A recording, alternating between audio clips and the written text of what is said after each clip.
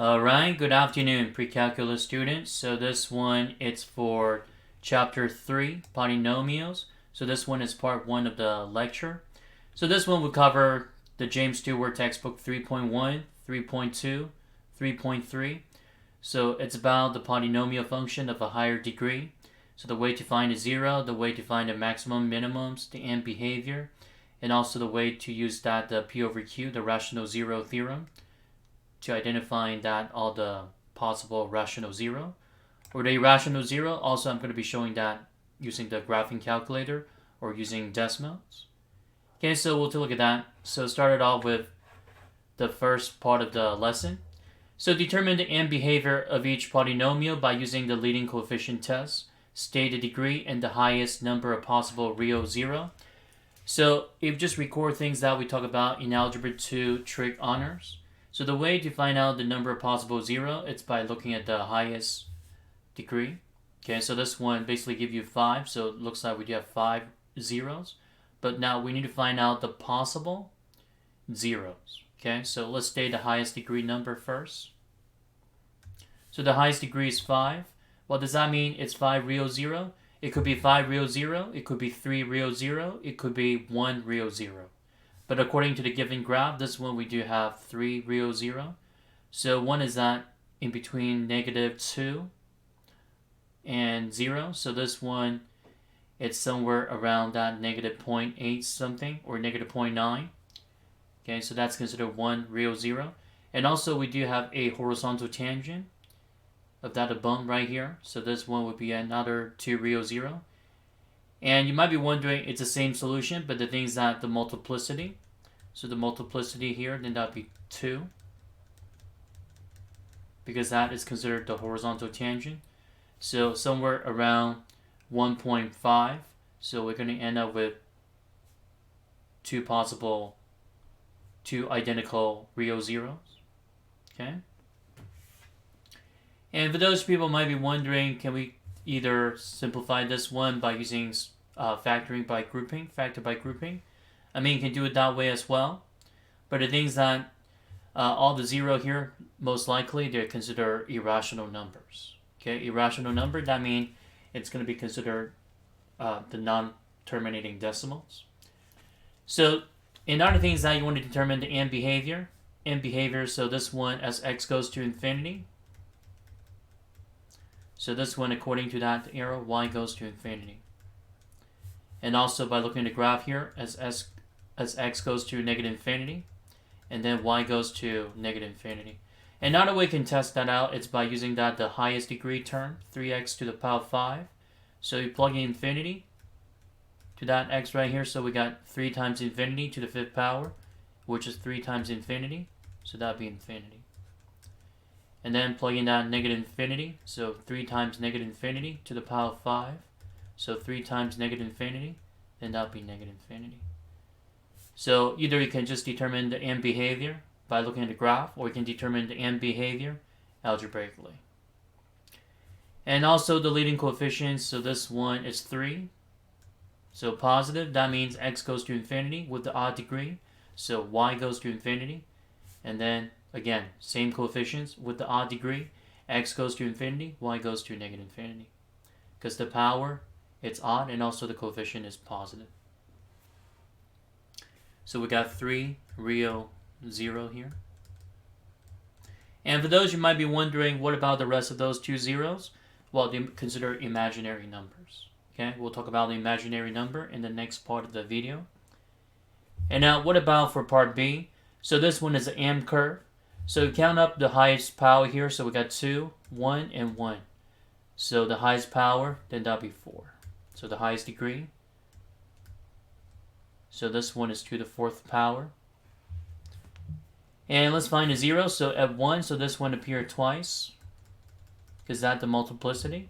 And then at -2, so this one just appears once. And then at 4, that only appears once, because it just crossed through, the graph just crossed through the x-axis once. Okay?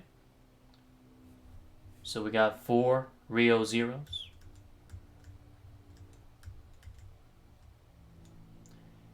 And what else? What about the leading coefficients? So leading coefficient is negative. So negative x times x times x. Well, negative x squared times x, negative x to the fourth power. So this one, just analyze it. So x goes to infinity. So y goes to negative infinity. Well, the reason why that is because that y equals negative times infinity, quantity to the fourth power. So it's negative infinity.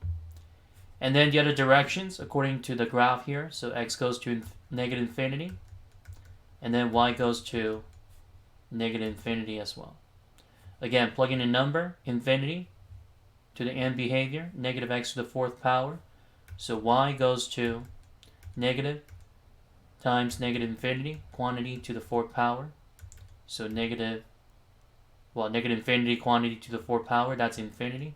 But there's a negative sign right in front of it. So that's why it's negative infinity. So it's an M curve. And you might be wondering, what about the bumps? You know, the maximum, minimum. We'll talk about that later for the next one. So for number 2, you want to determine whether f it's even, odd, or neither, and then find its maximum or minimum value. Okay, so it looks like this one, it's going to be like a W curve. Again, by using the leading coefficients and the highest degree rule, so fourth power, so either it's an M curve or it's a W curve, because it shows 4 different changes. Now the things that the leading coefficient is positive, so we're going to find out the M behavior, and also we're going to determine the maximum and minimum. Okay, so now let me just snip this one.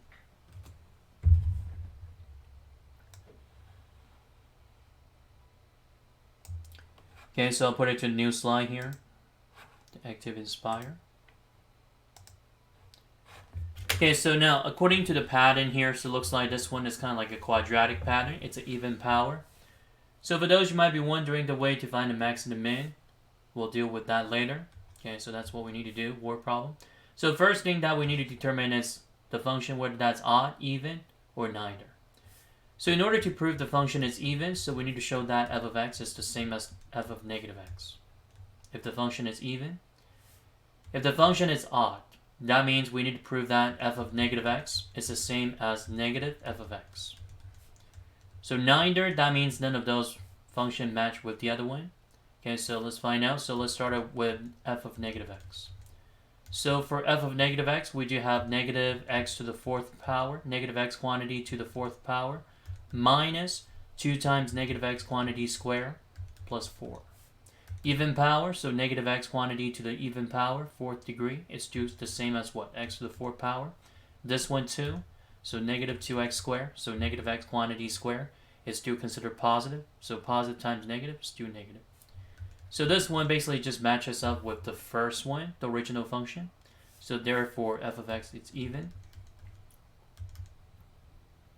Okay, so f of x, it's an even function. Another way you can determine the function is by looking at the power for each term. So even, and then the power here is like x to the power of 0.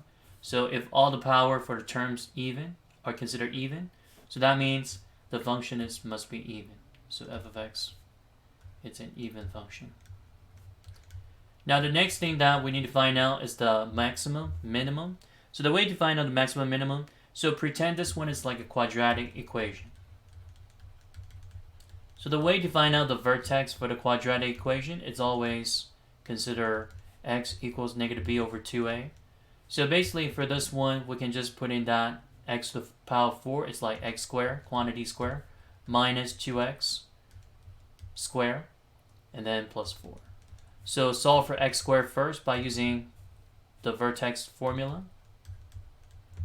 So what we got here, so is x squared equals negative b, so which is negative 2, divided by 2 times 1. So what we got here is 1. So x squared equals 1, so that means x got to be plus minus 1 for those for the vertices.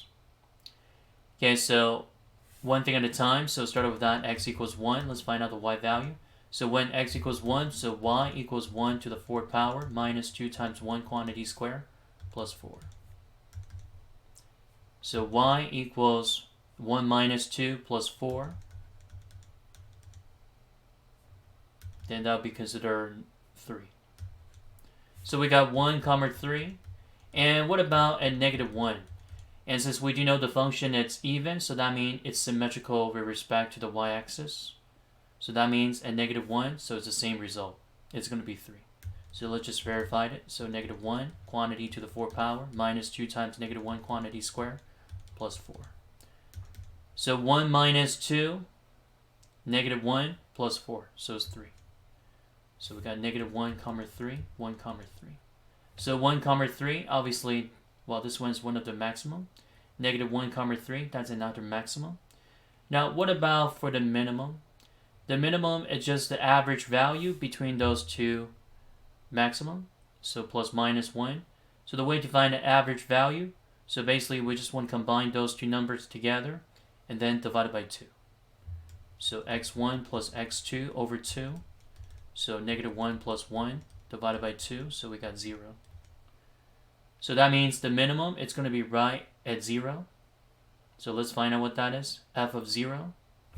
So for f of 0, so we do have 0 to the 4th power minus 2 times 0 squared plus 4. The y-intercept, which is 4.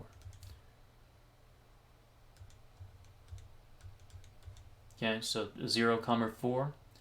And this one, oh, you know what? It's a W curve. So for the one that we found earlier, 1 comma 3, negative 1 comma 3, those are the minimum. The reason why that I do know that's a W curve, because that x to the 4th power with the leading coefficient is all positive. So x goes to infinity, y goes to infinity. And then x goes to negative infinity, y goes to positive infinity. So for the one that we found on the y-axis, so this one is supposed to be the maximum. And then those two number right here, the bumps, so negative 1 and 1 at 3. Okay, so it's a W curve. The way that I make the graph here is just like a rough sketch, but by the time they plot the point, you'll see that once you connect them. So decreasing, increasing, and then decreasing, increasing. So 4 different changes, because that to the 4th power. Okay, so for the one that you want to stay here, so the minimum, and then the maximum. Okay, so now let's see what else that we have for the template here. Okay, so the next one, this one might be a little bit challenging, so we need to find out, looks like we need to find the value of k, or the value of k that's given already. Okay, so let's check it out. So number 3. So again, this one is nothing new, nothing special, so the way that I put it here, so it might be a little bit complicated compared to what we did in Algebra 2. So I just want you guys to think about it outside the box, okay? So some of the problem might be considered kind of a critical thinking one. Okay, so you need to think about out from the box.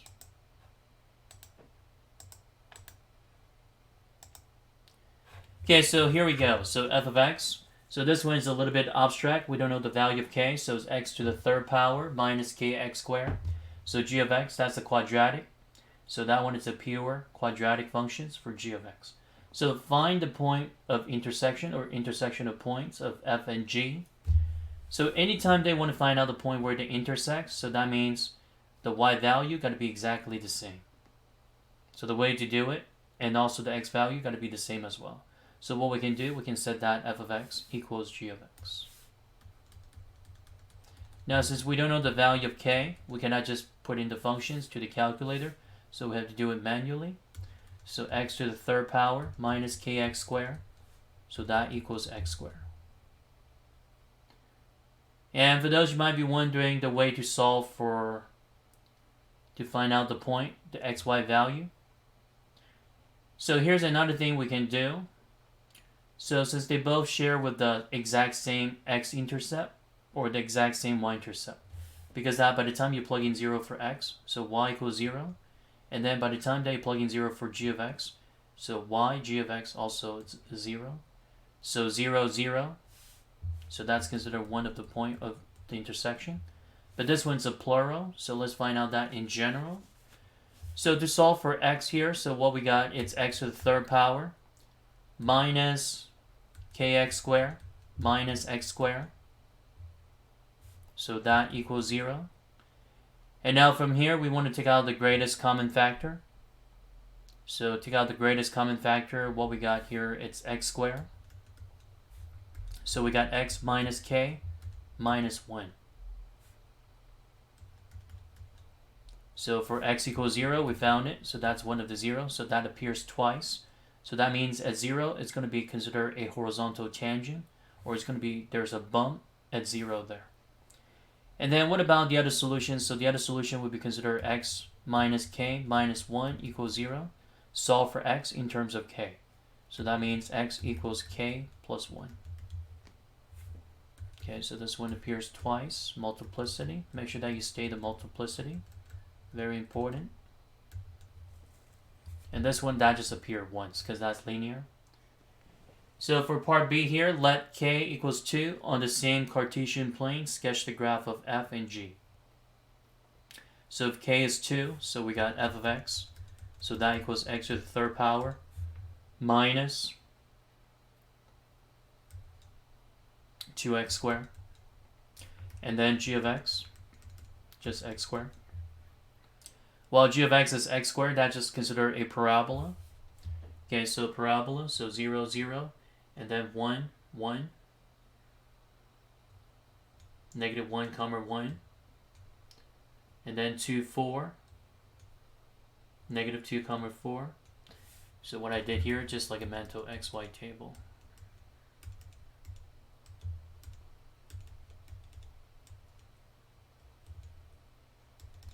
Okay, so simply connect those dots for the parabola.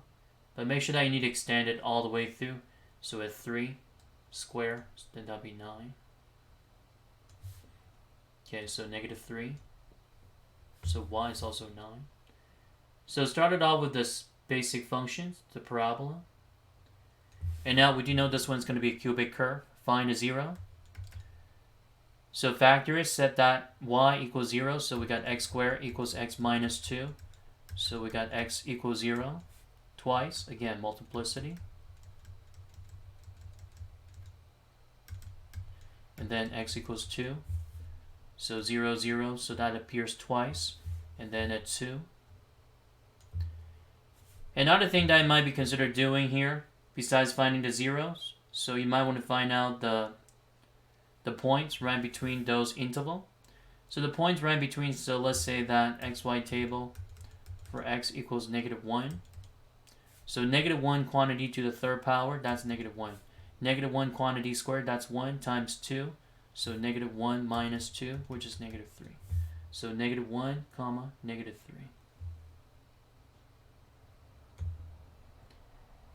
And let's see what else that we got here. And the number right between 0 and 2, 1. So 1 cubed, then that's 1. Minus 2 times 1 squared, minus 2. So negative 3 again. So 1, comma, negative 3.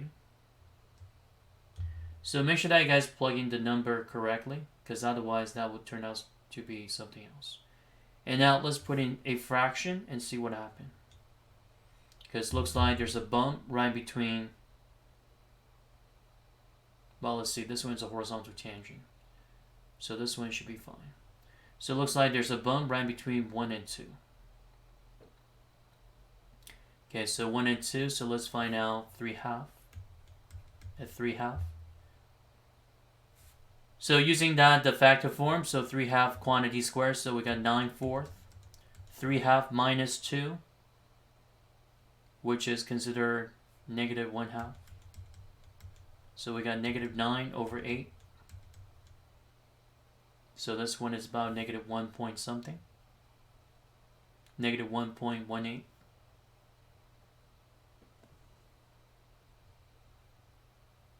Okay, so somewhere there.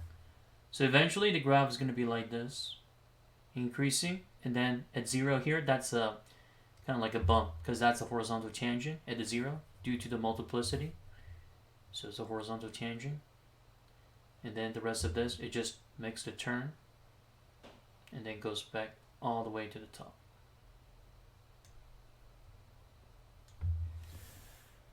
So one is considered a quadratic, so it's a U shape, and the other one is a cubic curve.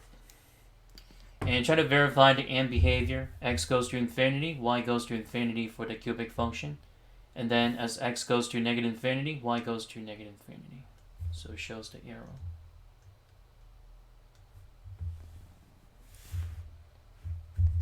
Okay, so another part right here. So for k equals 2, solve the inequality for g of x is greater than or equals f of x. Okay, so this one is just like going back to what we did for the previous unit. Okay, so set those two functions. One is greater than the other. So x squared is greater than or equal to x cubed minus 2x squared. So again, bring everything together to one side. So negative x cubed plus 2x squared plus x squared. Then that's plus 3x squared. So it's greater than or equals 0. So what I did here, I just took the left element, all the element from the left-hand side to the left-hand side. And then the rest of this, convert that to its positive. So x cubed minus 3x squared less than or equals 0.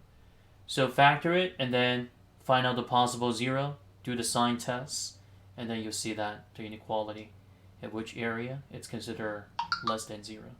Well, actually this one is quite obvious. So it's just like using the graph here. So anything that from negative infinity to 0, so g of x is greater than f of x. Greater than or equal to f of x. So negative infinity to 0. Just by looking at the graph, you can see that from here. Again, it's about the x value. And then also right here, so it looks like this one is going to go through. So we need to find out the possible 0. So it looks like f3, we're going to pass through it. So anything that from 0 to 3.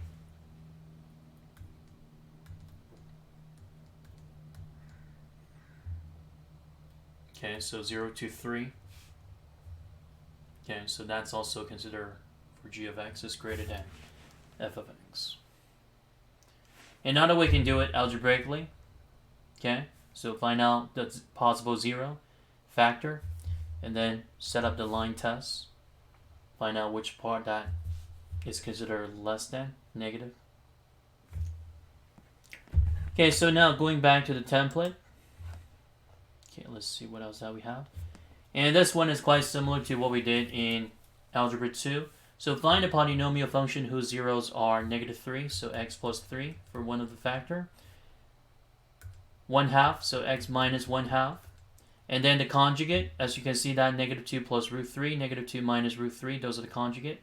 So it's x minus negative 2 plus root 3. And then times the quantity, x minus the quantity of negative 2 minus root 3. And then the rest of this, you just want to FOIL. So this part right here, the first two binomial, you want to FOIL. And what about the second, the third, and the fourth binomial here? Well, this one is the difference of 2 squared. You can regroup them. So x minus plus 2 minus root 3. And then x plus 2 plus root 3. So using the difference of 2 squared pattern, we do have x plus 2 quantity square minus root 3 times root 3, root 9, which is what? 3. And then this part right here, simply just FOIL. So first, outside, inside, and then last. And then the rest of this combined like term. Factor, while this one just expanded, binomial expansion, combine like term, and then FOIL that again. So x squared, negative 1/2 x plus 3x. So this one turns out to be 5/2 x. And then minus 3/2. And this part right here, expanded, so x squared plus 4x. 2 squared 4 minus 3, so plus 1. And then the rest of this trinomial multiplied by the trinomial. Okay, so simply just multiplied it out, distribute, combine the like terms again. And the next one, it's a new theorem. I think we talked about this a little bit in Algebra 2. It's called the IVT. It's called the Intermediate Value Theorem. So what this one is saying that if f of a does not equals f of b, then in the interval in between a and b, the closed interval, including a and b. So f takes on every value between f of a and f of b, provided that a is less than b. It is. So let's say a is negative here, so b is positive. For all the real number, so a is less than b. If you see the symbol like that, like an upside down a, and then the unshaded r, so this means that for all real number. Okay, so for all real numbers. So for c between a and b, so the value between a and b, it must be at least one c, such that f of c equals w. Well, there's going to be at least one c right in between. It is, because this one is higher, this one is lower. So the one that for c, so it could be this one right here, or it could be this one right here for the 0, or it could be the 1 right here. There's so many c's right in between. Okay, so the c is saying that it's like f of c equals 0. Okay, so w, that's just the number for the y value, but normally this one is describing the zeros. So 1, 2, 3, the zeros right in between. So now let's do one example. So something that's similar to the intermediate value theorem. So, and you want to locate the smallest interval, which consecutive integer endpoints. Okay, the interval, consecutive integer endpoint, in which the zeros of f of x, x to the third power, minus 3x squared, minus 2x plus 1. Okay, so we just want to set up the intervals for the value of c. Now this one obviously is non-factorable, and for those who might be wondering, can we use that the p over q theorem, the rational zero theorem? I mean, we can try. So p over q, so for the value of p, then that's 1, the constant, and the value of q, the leading coefficient, which is 1. So plus minus 1 over plus minus 1, then that would be plus minus 1. And then using the synthetic division to verify it, so we got 1, because that's 1x to the third power. And then negative 3, so minus 3, negative 2 from the greatest power to the least, and 1. So let's try negative 1 first and see what happens. First number, bring it down. 1 times negative 1, negative 1. Combine them, negative 4. Negative 4 times negative 1, positive 4. Combine it with negative 2, 2. So 2 times negative 1, negative 2. Well, this one doesn't work. In order to get this one going, so the final remainder must be 0. So what about if we try something that's considered, well, the other number that we haven't tried yet, so this one is what, 1. Let's try 1 and see what happens. So we got 1, negative 3, negative 2, and 1. First number, bring it down. 1 times 1, 1. Combine it with negative 3, so we got negative 2. So negative 2 times 1, negative 2. So negative 2 plus negative 2, negative 4. Negative 4 times 1, negative 4. So it's negative 3. So you try to use the rational zero theorem. None of those possible solutions work. Because those zeros, they might not be considered rational. They might be considered irrational. So in order to say that this one is true, so let's plug in a number to verify the consecutive integer endpoints. So this one basically can say that the function is continuous from negative infinity to infinity, because that's a polynomial. So for the zeros, well, it's hard to tell. But the things that we can put into the decimal and find out exactly so where that it's in between. Okay, so the interval in between. So x cubed minus 3x squared. Okay, so using that decimal. So y equals x cubed minus 2x squared.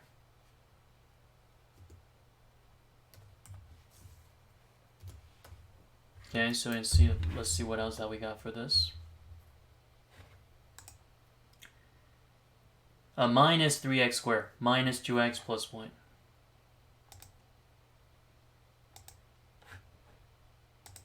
Okay, so minus 3x squared.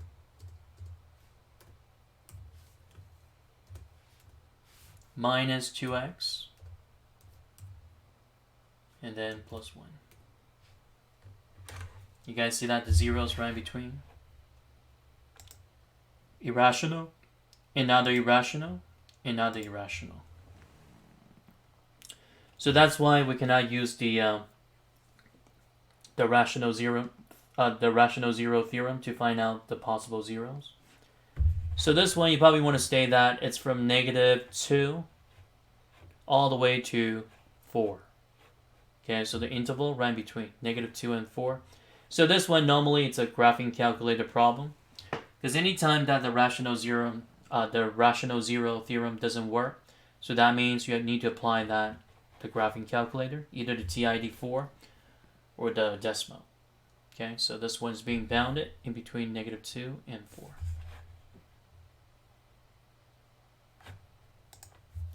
Okay, so on the closed interval,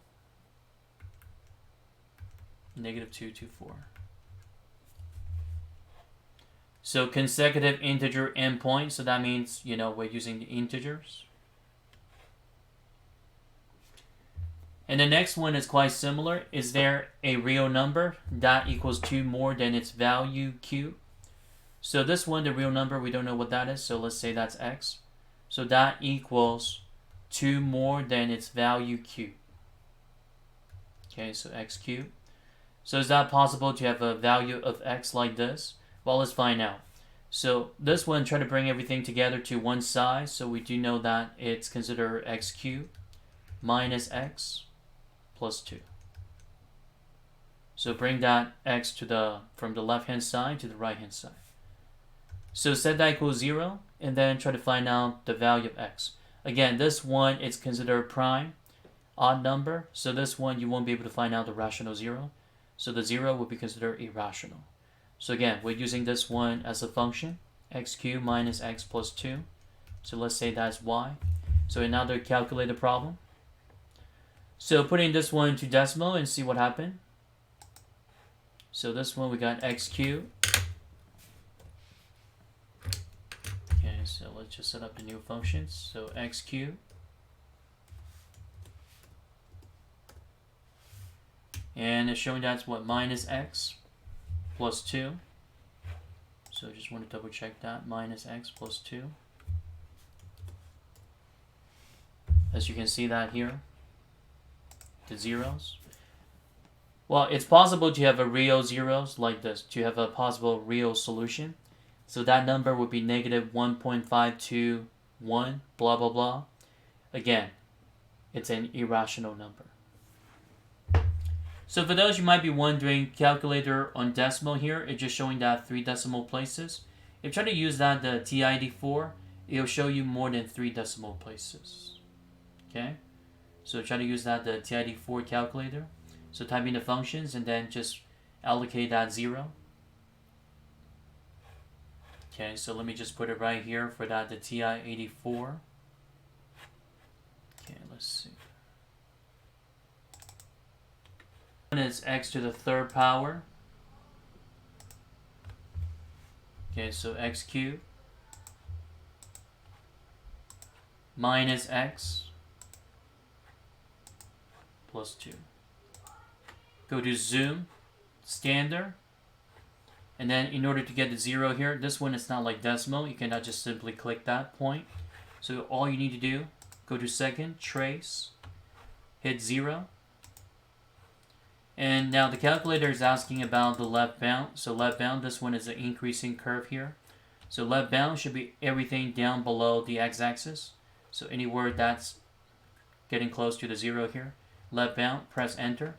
And then right bound, press the right cursor a couple times. And then see that's right above the x-axis now. And then click enter. Click enter one more time. So the number right there is -1.52138. So on decimal, it shows that 3 decimal places, but for the TID4 or the CE model, it shows that more than 3 decimal places. Okay. So going back to the packet, and the rest of this is all about factoring. So you can either factor by grouping, you can factor by using the smiley face. Okay, so try this. And this one, it's 1, 2, 3, 4, 5 terms, pentanomial. So again, try to group them factor by grouping and see what happens. And number seven is just like what we've been doing, and looks like that one we need to complete the square and find out the vertex form. And then on the same graph in part A, using the colored pen or colored pencil, graph that f of x equals g of absolute value of x. Again, if you see that g of absolute value of x, it makes everything even. And then let h of x equals f of x squared, find a real zero. So look for that. So this one's kind of like a composition function. Okay, so whatever that h of x that you find out, well, whatever the function that you find out for the previous one, so you just want to put in that x squared. Okay. So the next sections I would like to talk about here, it's the synthetic division, the remainder zero theorem, and also using the synthetic division to find out the possible zeros, things like that. So for the first one, it's a little bit tricky. So let me just nip this one, and then I'll take that to the new slide. If you guys do remember that the long division, the synthetic division is back to algebra 2. So when can we use the long divisions? When can we use the synthetic division? So for the long division is that we can divide any type of divisor. It doesn't matter what kind of divisor that is, linear, non-linear, we can use the long division. But for the synthetic, the divisor got to be a non-linear binomial. So there's a requirement for using the synthetic division. Okay, so the synthetic division, so the divisor, it's always considered a linear binomial. Okay, so now check it out for this one, the first one. So let me open up the new slide here.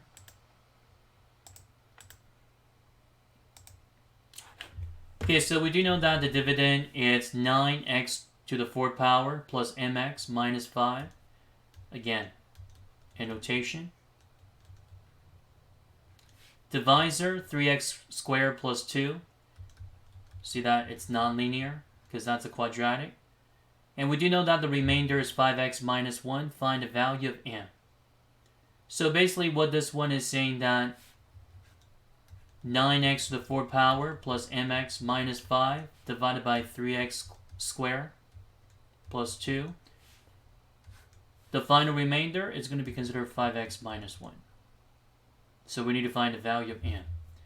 And as according to the format right here, the quotient is missing and the process is missing here. Well, let's just perform the long division. So what we got here, so 3x squared. So in order to cancel out the 9x to the 4th power, we need to multiply by 3x squared. So 3x squared times 3x squared, then that'll be 9x to the 4th power. 3x squared times 2, then that'll be 6x squared. And you might be wondering, this one is linear, but the other one is quadratic. Well, don't worry, this one is just subtract. So by the time that we subtract, make sure that you need to rewrite it from the greatest power to the least. Because, well, basically the quadratic and the linear, we cannot combine them. So negative 6x squared, and then plus mx. And then we want to go through the same process again. So this one, 3x squared. So in order to get rid of the negative 6x squared, we need to multiply by negative 2. So negative 2 times 3x squared, negative 6x squared. Negative 2 times 2, negative 4.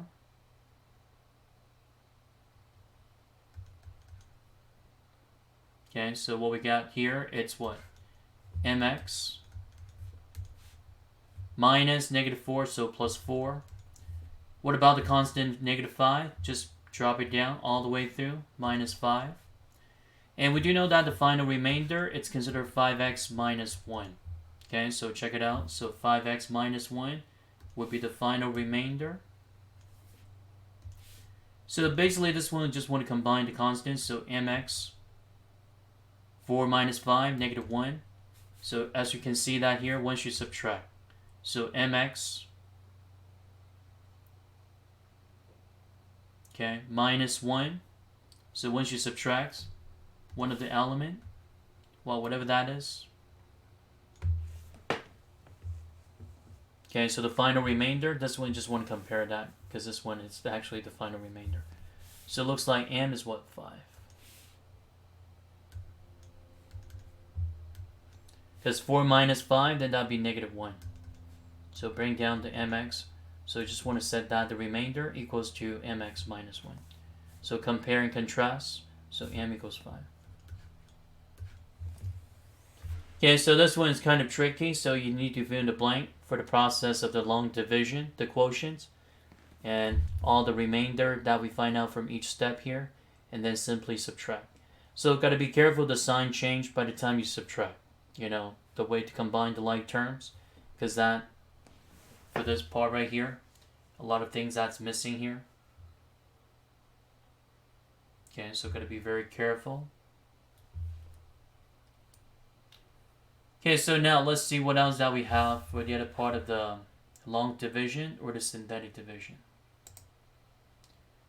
So number 2, when the polynomial f of x is divided by x plus 3, the quotient is x minus 1. Okay, so here's another interesting one. And the remainder is 2. So this time we want to find out f of x. Okay, so this one, well, it's hard to tell what kind of division that we need to apply for this, whether that's long division or synthetic division. Okay, so we're going to find out. Okay, so we don't know the dividend, so that's missing. That's what we need to find out. So f of x, that's the dividend.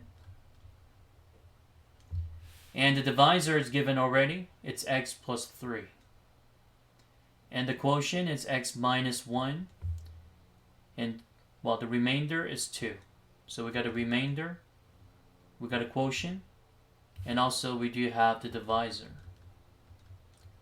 So one thing that we notice for the dividend, so let's say dx. So d of x, it's always consider the format of the quotient times the divisor, and then plus the remainder. Okay, so the quotient that's given already, so which is what, x minus 1, and then divisor, x plus 3, and then plus the remainder.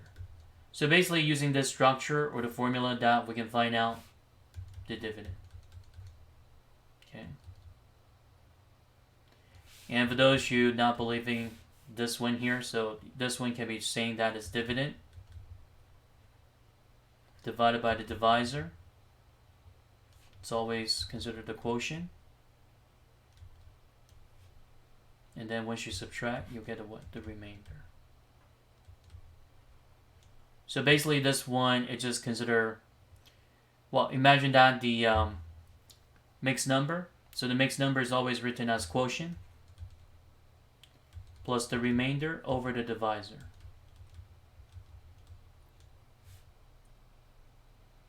But right now, what we need to do, so we need to figure out the dividend. So the quotient times the divisor plus the remainder, then that'll be the dividend. Okay, so using this structure.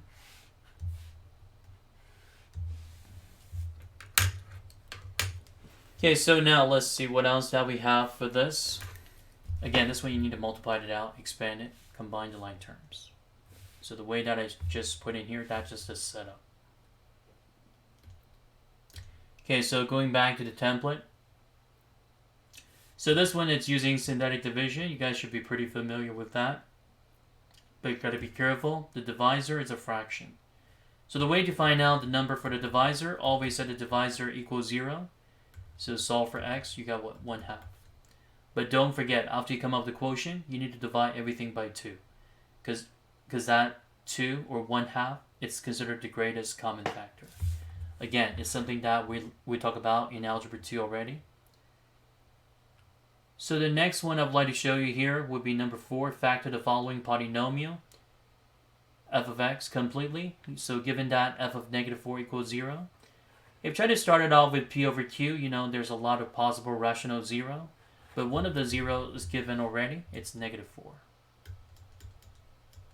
Okay, so we can start it off with the synthetic division or using the remainder 0 theorem.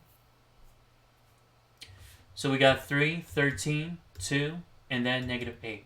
So started off with negative 4, and let's find out the new quotient. So 3, bring it down. 3 times negative 4, negative 12. Combine it with 13, so we got 1. 1 times negative 4, negative 4. Plus 2, so we got negative 2. So negative 2 times negative 4, exactly 8. So negative 8 plus 8, 0. So the new quotient, as you can see, that is 3x squared plus 1x minus 2. And then with the original divisor, x plus 4. So that means the rest of this we can factor it. So x plus 4, factor it completely. So we got 3x, 1x, and then negative 2. So let's put negative 2 here, and then positive 1 here. So for those zeros, so we do have x equals negative 4, x equals 3/2, no, x equals 2/3, and then x equals negative 1. But this one you just need to factor it completely. No need to find zeros. So please don't do the extra work. Okay, so just factor it. So synthetic division with the given zeros already, and then whatever the quotient that you have, rewrite it and then factor. So number 5, so that one, it's also a little bit abstract. So the polynomial, okay, the dividend has x minus 1 as a factor. So 1, that would be the divisor. And when the polynomial is divided by x minus 2, there's a remainder of negative 10. So find the value of a and b, and now the factor of the polynomial. Okay, so this one is one of the interesting one. Okay, so again, this one, let me just take this to the new slide. So it's pretty much like what we've been doing using the factor or the remainder zero theorem.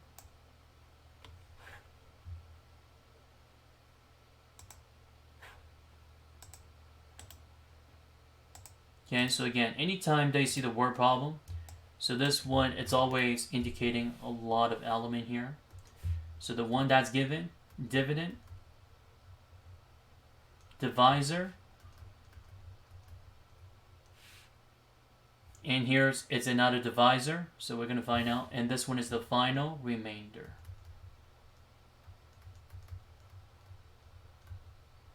Well, a and b, those are just constant, okay? They're not considered variable. The only variable is x. So using that as synthetic division, so we do have 1, negative 5, a, and b. So nothing missing from the cubic quadnomial. Third degree, second degree, first degree, constant, okay, or 0 degree. Divisor, x minus 1, set that equals 0, so we're using 1. So bring down 1 first. So 1 times 1, then that'll be 1. Combine them, new remainder, negative 4 times 1. So negative 4. So this one turns out to be a minus 4. A minus 4 times 1, a minus 4. And since we do know that 1 is the factor, so that means this one is all divisible. So the remainder for this one is always 0. So one of the equation we can set up here, so b plus a minus 4 equals 0. In other words, a plus b equals 4. So that's just the first brand new equation we just create here. So two constant, unknown constants or variables. So that means we need to set up two equations. So the way to solve for this one is just like recreate the new equation, like the linear system. So we'll be able to solve for a and b. And then continue with the rest of this. Another divisor, so then that'd be 2. Again, set x minus 2 equals 0, so x is what? 2. So continue with that, the quotient. So 1, bring it down. 1 times 2, 2. Negative 4 plus 2, negative 2. So negative 2 times 2, negative 4. And the final remainder for this one, what is it? It's negative 10. So that means the second equation is showing that a minus 4 minus 4, because plus negative 4 is just minus 4, so that equals negative 10. So solve for a. So a minus 8 equals negative 10. So a equals negative 2. So if a equals negative 2, then b equals what? 6. Alright, so solve for a and b. And then we just want to find out the possible factor here. So normally this one, usually the way to divide it, so we just come up with that 1x squared, going back to this line right here, minus 4x. Well, 8's already solved. It's minus 2, negative 2. So negative 2 minus 4, negative 6. And this one you probably don't want to factor. It's non-factorable. Okay, so this one, using the quadratic formula to find out the rest of the factor. So one of the factors, what? Obviously is 1. Well, this one is not the factor because that the divisor, the remainder, it's not 0. So we cannot use 2 as the 0. So it's only 1 so far, and then the rest of this using the quadratic formula. So negative b, so 4 plus minus square root of b squared, 16 minus 4ac. So 4 times 1 times 6, negative 6. All over 2 times 1. So 4 plus minus, 16 minus negative 64. So 16 plus 64, which is 80, divided by 2. So the final solution for the other two 0, then that be considered plus minus, while 2 plus minus root 80. Well, root 80, that's considered, well, just simply factored it out. So it's what, 16 and 5. So 4 root 5. So 2 root 5 divided by 2. So 3 real zeros, 1 rational, 2 irrationals. Okay?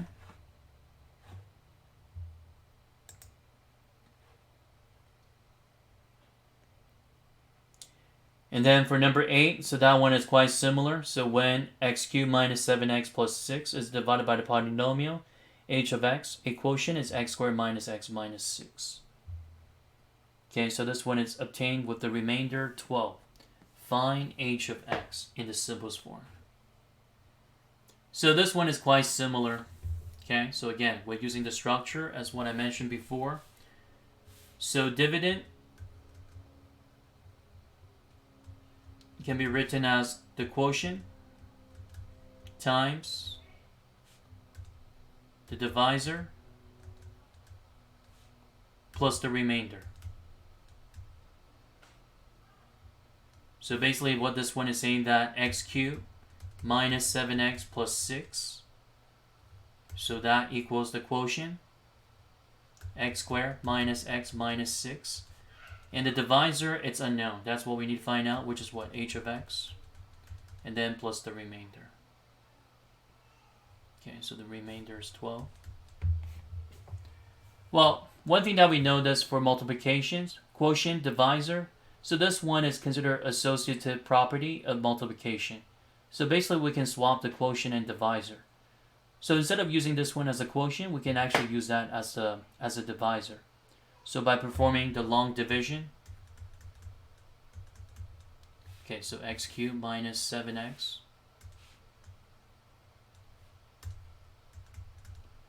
probably want to put in a 0 here for the missing term because the quadratic term is missing, square, minus 7x plus 6 divided by x squared minus x minus 6. And then it's still the same remainder, 12. So from there, we can figure out what the quotient is. Well, the quotient technically, in this case, is just a divisor for h of x. So again, once you put into the structure, divisor, quotient, by using the properties of multiplication, so it's what is it? It's associative properties of multiplication. You can swap that divisor, quotient. Okay, so simply divide it and find out what that is for h of x. So it started with what? X. Right? Because x squared times x, x cubed. X times negative x squared. X times negative 6, negative 6x. Subtract, you'll get this one cancel.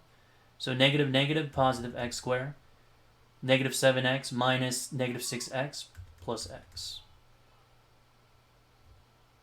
And then this one, just bring it down, plus 6. Again, final remainder is 12.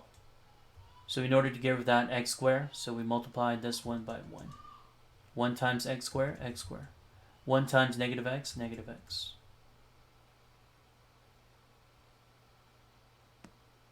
Okay, and then 1 times negative 6, which is negative 6.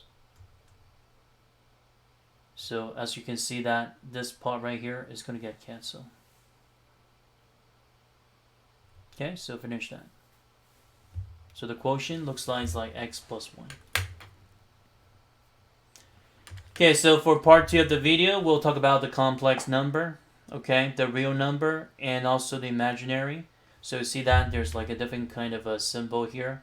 So it looks kind of complicated, but we'll get to that. And then we have to do some kind of proof, rationalizing. Again, it's nothing special. It's just like what we've been doing. But the thing is, we just want to put in more in-depth analysis with those type of structure. The polynomial, and then the complex number with the complex zeros, things like that. Okay, so just stay tuned. So I'll post up the other video later. Okay, so thank you for watching the first part of that chapter 3 today. So I'll see you guys next time.